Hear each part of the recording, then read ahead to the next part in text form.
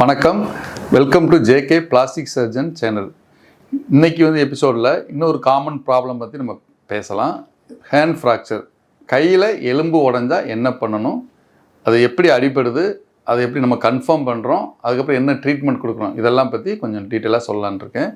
ஏன்னா ஹேண்ட் சர்ஜன்றது ரொம்ப common problem, காமனாக இருக்குது.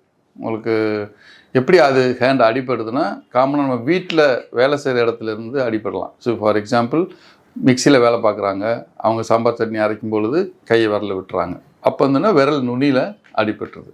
ஸோ அந்த மாதிரி வீட்டில் டே டு டே ஆக்டிவிட்டிலேயே அடிபடலாம். ப்ளஸ் அதுக்கப்புறம் ரோட் டிராஃபிக் ஆக்சிடென்ட்ஸ், நம்ம 2 வீலர் ஓட்டிகிட்டு போகிறோம், கீழே விழுந்துடும். கீழே விழும்போது பார்த்திங்கன்னா ஃபஸ்ட்டு நம்ம கையை தான் ஊனுவோம். ஸோ கையில் தான் அடிபட வாய்ப்பு இருக்குது. அந்த ஆக்சிடென்ட்ஸும் ஒரு பக்கம். இன்னும் இண்டஸ்ட்ரியல் ஆக்சிடென்ட்ஸ், தொழிற்சாலையெல்லாம் வேலையில் செய்கிறாங்க. வேலையில் செய்யும்போது நம்ம உட்காந்து என்ன பண்ணணும், கை தான் வேலை செய்யும், முன்னாடி பின்னாடி வந்துகிட்டே இருக்கும். ஸோ இப்போ நம்ம ப்ரொடக்டிவ் மெஷர்ஸ்லாம் இருக்குது, க்ளவுஸ்லாம் போட்டு பண்ணுறாங்க. இருந்தால் கூட சில கவனக்குறைவுனால கையில் அடிபடும் போது ஸ்கின் கட் ஆகி உள்ள எலும்பு கட்டாகிற வாய்ப்பு இருக்குது. இது தவிர இன்னொரு காமன் ப்ராப்ளம் ஸ்போர்ட்ஸ் இன்ஜுரிஸ். விளையாடுறாங்க, கபடி விளையாடுறாங்க, கிரிக்கெட் விளையாடுறாங்க, விளையாடும்போது ஆக்சிடெண்ட்டில் பால் படுறதுனாலையோ இல்லை ட்விஸ்ட் ஆகுறதுனாலையோ ஃப்ராக்சர் ஆகுது. இந்த மாதிரி 4 டைப்பாக இந்த ஹேண்ட் இன்ஜுரியில் ஃப்ராக்சர் ஆக வாய்ப்பு இருக்குது. ஸோ நம்ம முடிஞ்சளவு அதை ஹேண்ட் ஃப்ராக்சர் ஆகாமல் பார்த்து ப்ரிவென்டிவாக பண்ணிடலாம். பட் ஆக்சிடென்ட் ஆகி அந்த மாதிரி ஆகிட்டாங்கன்னா, ஃப்ராக்சர் ஆகிடுச்சு அப்படின்னா என்ன ஆகும், ஃப்ராக்சர் ஆக்சிடென்ட் எப்படி நம்ம கண்டுபிடிக்கலாம் அப்படின்னா, அந்த அடிபட்ட இடத்துல முதல்ல வீக்கம் வரும். வீக்கன்றது அடிபட்ட உடனே லேசாக தான் இருக்கும், ஒன்றுமே வீக்கம் இருக்காது. பட் டைம் ஆக ஆக ஒரு 2 இல்லை 3 மணி நேரத்தில் நல்லபடியாக வீங்கிடும். நம்ம உடனே நம்ம காமனாக அடிபட்ட நம்ம என்ன செய்வோம், உதறு கை இழுத்து விடு. இது ஆக்சுவலாக ஃப்ராக்சர் ஆனால் இது எதுவுமே பண்ணக்கூடாது. Just it needs rest. அசையாமல் வச்சுட்டாலே, கையை தூக்கி வச்சுட்டாலே வீக்கம் வழியெல்லாம் குறைஞ்சிடும். நம்ம மக்கள் எல்லாம் காமன் ப்ராக்டிஸ் என்ன, அடிபட்ட உடனே கையை பிடி, காலை பிடி, உதற விடு அப்படி. ஸோ இருக்க எலும்பு உடஞ்சது நீ இழுத்து விட்டீங்கன்னா இன்னும் மோசமாகத்தான் செய்யும். சப்போஸ் நீங்கள் ஃப்ராக்சர் சஸ்பெக்ட் பண்ணிங்கன்னா அதை கையை அசையாமல் வச்சுக்கணும். அசையாமல் வச்சுட்டா தான் அந்த வீக்கம் ரொம்ப அதிகமாகாது. ஒரு 3 இல்லை 4 மணி நேரத்தில் நல்லா வீங்கிடும். வீக்கம் அதிகமாக வலியும் வர ஆரம்பிச்சிடும். நீங்கள் பக்கத்துலேயே இருக்க ஹாஸ்பிட்டலில் போய் அதை காமிச்சு பார்த்துக்கலாம். ஸோ அந்த ஃப்ராக்சர் ஆகிருக்குன்னு சஸ்பெக்ட் பண்ணோன்னா அங்கே டாக்டர்கிட்ட காமிச்சிங்கன்னா அவங்க எக்ஸ்ரே எடுப்பாங்க. ஃபஸ்ட்டு எக்ஸ்ரேயில் 2 வியூ, முன்னாடி ஒன்று சைடில் ஒன்று, 2 எடுத்தாங்கன்னா அந்த எலும்பு உடஞ்சிருக்கு, எப்படி உடஞ்சிருக்கு, எவ்வளோ விலகி இருக்குது, அது கூட வேறு எதுவும் ப்ராப்ளம் இருக்கா. சில சமயம் என்ன ஆகும்னா கட்டாயிரும், உள்ள ஃபாரின் பாடின்னு சொல்லுவோம். ஒரு கல் பீஸ் உள்ளே இருக்கலாம், இல்லை மெட்டல் பீஸ் உள்ளே இருக்கலாம். அந்த மாதிரி ஃபாரின் பாடிஸ் உள்ளே இருக்கும். அது இருந்ததுன்னா அது கண்டுபிடிச்சி நம்ம சர்ஜரி எதுவும் பண்ணி அதை எடுக்க வேண்டியது வரலாம். ஸோ அதனால் அந்த எக்ஸ்ரே ரொம்ப இம்பார்ட்டன்ட். சில சமயம் எலும்பு ரொம்ப ஒரு 5-6 எலும்பு உடஞ்சிருச்சு அப்படின்னா அது நம்ம சிடி ஸ்கேன், ஒரு ஸ்கேன் இருக்குது, அந்த ஸ்கேன் பண்ணணும். உங்களுக்கு இன்ஃபர்மேஷனாக சொல்கிறேன், இந்த கையில் டிப்பிலேருந்து இந்த மணிக்கட்டுக்குள்ளே 30 எலும்பு இருக்குது, தெரியுமா? 30 எலும்பு இருக்குது. ஸோ 30 எலும்பு ஒவ்வொன்றும் ஒவ்வொரு விதமான தகவமைப்பு இருக்குது. அதுக்கேற்ற மாதிரி நம்ம ட்ரீட்மெண்ட் கொடுக்கணும். இந்த 30 எலும்பையும் நம்ம பார்க்கணும் அப்படின்னா சிடி ஸ்கேன் பண்ணலாம். சிடி ஸ்கேன் பண்ணி அந்த எலும்பு உடஞ்சதோட 3D சிடி ஸ்கேன் ஒன்று இருக்குது. அப்படின்னா என்னென்னா, இந்த எலும்பை சுற்றி இப்போ எக்ஸ்ரே எடுத்து பார்த்தோன்னா மேலே தெரியும், இந்த பக்கம் தெரியும். 3D சிடி ஸ்கேனில் you can see all around. எலும்பு எந்த இடத்துல இருக்குது, பீஸாக எவ்வளோ இருக்குது, இது எல்லா டீட்டெயில்ஸும் சிடி ஸ்கேனில் தெரியும். ஸோ எக்ஸ்ரேல பார்க்குறோம், சிடி ஸ்கேனில் பார்க்குறோம், எலும்பு உடஞ்சதை கன்ஃபார்ம் பண்ணிட்டோம். சரி, அதுக்கப்புறம் அதுக்கு என்ன ட்ரீட்மெண்ட் அப்படின்னா, ஃபஸ்ட்டு நீங்கள் எலும்பு உடஞ்சோன்னா ஒன்று நீங்கள் ஒரு ஆர்த்தோபெடிக் சர்ஜனை போய் பார்க்கணும், இல்லை பிளாஸ்டிக் சர்ஜனை போய் பார்க்கணும். அவங்க தான் அந்த எலும்பு உடஞ்சதை ட்ரீட் பண்ணுறதுக்கு கரெக்டான ஆள். ஸோ அப்போ நீங்கள் சில பேர் கேட்கலாம், சரி நாட்டு வைத்தியம் போகலாமா? போகலாம், நீங்கள் நாட்டு வைத்தியம் போகலாம். சரி, அது என்ன ப்ராப்ளம்னா, நாட்டு வைத்தியம் பண்ணாலும் அந்த எலும்பு உடஞ்சது திருப்பி பழையபடி நார்மல் பொசிஷனுக்கு வந்துருச்சான்னு சொல்லி எக்ஸ்ரே எடுத்து கன்ஃபார்ம் பண்ணணும். நீங்கள் எல்லா வைத்தியமும் பண்ணுங்கள், பட் ஆனால் அந்த வைத்தியம் முடிஞ்சதுக்கப்புறம் திருப்பி ஒரு எக்ஸ்ரே எடுத்து பாருங்கள். எலும்பு நம்மளுக்கு அடிபடுறதுக்கு நார்மலுக்கு முன்னாடி எப்படி இருந்ததோ அதே மாதிரி வந்துட்டால் அதே மாதிரி ட்ரீட்மெண்ட் நீங்கள் கண்டினியூ பண்ணலாம், ஒன்றும் பிரச்சனை இல்லை. எப்படி இருந்தாலும் எலும்பு தானாக சேர்ந்துடும். சப்போஸ் அவங்க ட்ரீட்மெண்ட் கொடுத்ததுக்கப்புறம் எலும்பு உங்களுக்கு விலகி இருக்குது, இல்லை கை மடக்க முடியல, வலி அதிகமாக இருக்குது, you go for a second opinion. நீ இன்னொரு டாக்டர் போய் காமிச்சு அதுக்கேற்ற மாதிரி ட்ரீட்மெண்ட் எடுத்துங்க. நீங்கள் என்ன, எலும்பு உடஞ்சதை நம்ம எவ்வளோ கடவுள் கொடுத்தாரோ அதே மாதிரி கொண்டு வச்சா தான் ஃபியூச்சரில் லாங் டேர்ம் காம்ப்ளிகேஷன்ஸ் வராது. அதை விட்டுட்டு நம்ம இப்போ ஒரு மாதம் விட்டுட்டு எலும்பு தப்பாக கூடிடுச்சு, ஒன்று மேலே ஒன்று கீழே இப்படி சேர்ந்துடும், ஒன்று விலகி சேர்ந்துடும், கிராஸாக சேர்ந்துடும். அப்படிலாம் சேர்ந்ததுக்கப்புறம் நமக்கு வாழ்க்கை பூரா அந்த ப்ராப்ளம் இருக்க முடியும்.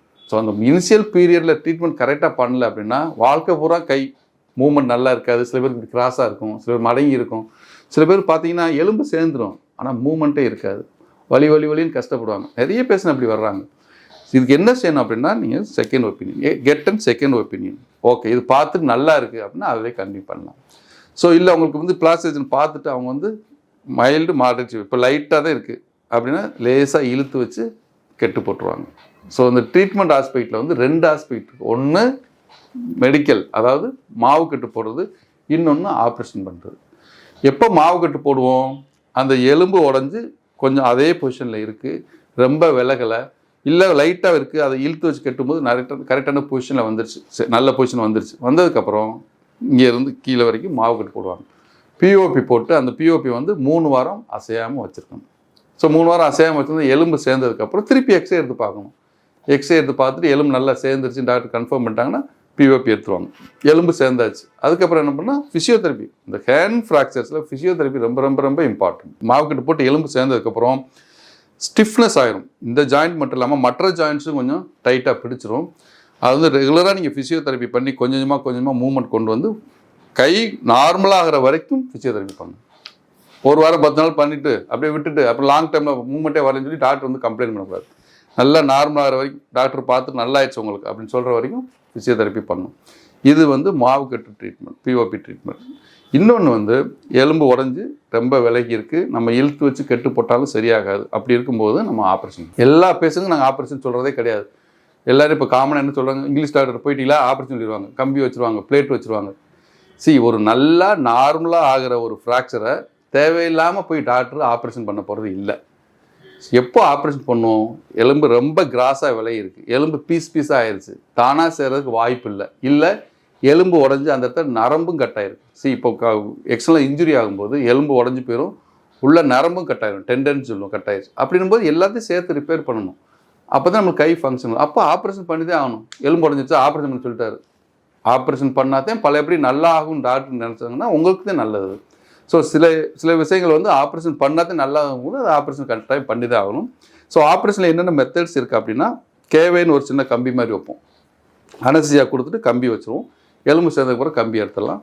கொஞ்சம் சிவியராக இருக்கிறது பிளேட் அண்ட் ஸ்க்ரூன்னு இருக்குது, உள்ளே ஓப்பன் பண்ணி உள்ள மினி பிளேட் சொல்லி சின்னதாக பிளேட் வச்சு ஸ்க்ரூ போடுவோம். இந்த கேவேர் ஆர் மினி பிளேட் இது 2மே பண்ணலாம். இதுவும் பண்ணிவிட்டு ஒரு 3 வீக்ஸ் வச்சுட்டு கேவேர்னா எடுத்து விட்டுலாம். பிளேட்னா ஒரு 6 மாதம் கழிச்சு ஆப்ரேஷன் பண்ணி எடுத்து விட்டலாம். இந்த ஆப்ரேஷன் பண்ணுறதுக்கும் நான் ஆப்ரேஷன் பண்ணுறது தானாக செய்கிறதுக்கு டிஃப்ரென்ஸ் என்னென்னா, நம்ம ஆப்ரேஷன் பண்ணும்போது அதை ஓப்பன் பண்ணி இந்த எலும்பு அலைன்மெண்ட் சொல்லுவோம். அலைன்மெண்ட் என்னென்னா, உடஞ்ச எலும்பு திருப்பி கடவுள் கொடுத்த மாதிரி கொண்டு வந்துடலாம். அது வெரி வெரி வெரி இம்பார்ட்டன்ட். இந்த ஆப்ரேஷனோட அட்வான்டேஜ் அதுதான். திருப்பி பழையபடி உங்களுக்கு அடிபடுறதுக்கு முன்னாடி எப்படி எலும்பு இருந்துச்சு அதே மாதிரி கொண்டு வந்துடுவோம். கொண்டு வந்து பிளேட் அண்ட் ஸ்க்ரூ போடுறதுனால ஈஸியாக சீக்கிரமே மூவ்மெண்ட் ஆரம்பிச்சிடும். இப்போ நம்ம மாவு கட்டு போட்டோம்னா 3லேருந்து 4 வாரம் போடணும். ஆப்ரேஷன் பண்ணால் 1 வாரம் 10 நாளே மூவ்மெண்ட் ஆரம்பிச்சிடலாம்.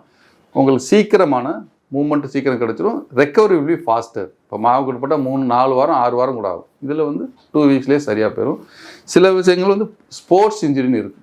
இப்போது விளையாடுறாங்க, ஒரு விஐபி அவங்க வந்து கிரிக்கெட்டு அந்த மாதிரி விளையாடும்போது அவங்க வந்து திருப்பி உடனே சீக்கிரம் விளையாட்டு போக வேண்டியது இருக்கும், ரொம்ப நாள் ரெஸ்ட் எடுக்க முடியாது. அப்படியானவங்களுக்குலாம் கட்டாயம் சர்ஜரி தான் பண்ணணும்.